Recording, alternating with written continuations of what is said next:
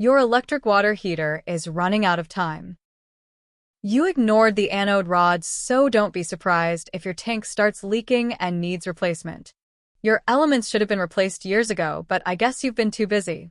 You haven't been draining the bottom water, and that drain valve might not even open. If the water shutoff to the water heater is a gate valve, pay to install a new ball valve. Do you even know if both thermostats are still working? You really need to contact Steamback Renewable Thermal in Ithaca, New York. Inspection and basic service for $299 for those in or near Ithaca, New York.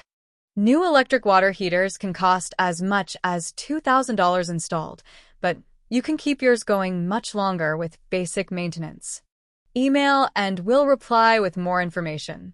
Not everyone is a candidate for our service, but you just might be. You really need to contact Steamback Renewable Thermal in Ithaca, New York.